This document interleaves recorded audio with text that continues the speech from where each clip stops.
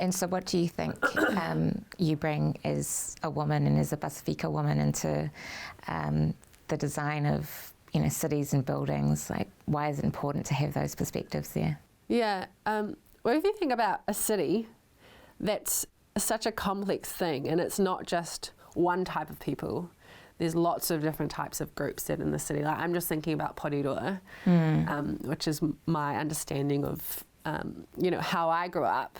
There's one part of like a community, and then like 5-minute drive down the road, there's a completely different economic income, or and so it's so diverse. And for us to just say one type of person that represents one type of group to design or be involved in designing a city, that's not actually representative of all the people that live in the city and might use that space and understand how they live and understand what they might be thinking about or the things that they might be going through. So on a basis of, I think that's why there should be more representation of different types of people that are involved, because architecture is never just about one person that designs one thing and then it happens. It's actually so many different players that are involved, and which is what I love about it, because it's so collaborative, and it becomes a richness of outcome because of that layering of people that are involved. Yeah.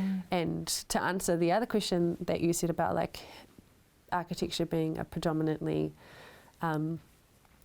male Palangi dominated environment, like that has been the case, and I've been blessed that there are other women who have like gone before and kind of tread the path. And there are not a lot of like Pasifika women in the industry, and if there are, you know who they are because you can count them on your hand.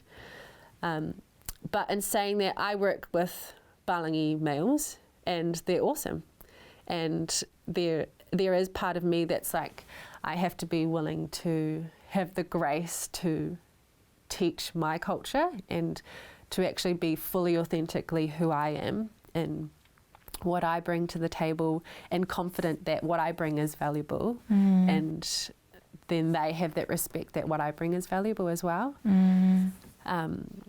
So there's a bit of exchange in that process and respect in that process, and sometimes it hasn't always been easy because I've like lost my fuse, and some days like just they can have great effect, right? This is like why is this my job to tell you how? But I think that's having grace to understand that everybody has been brought up differently, and being open to have those conversations. Okay, we've got to take a quick break now, but when we come back, let's talk about Harvard and urban design in Porirua.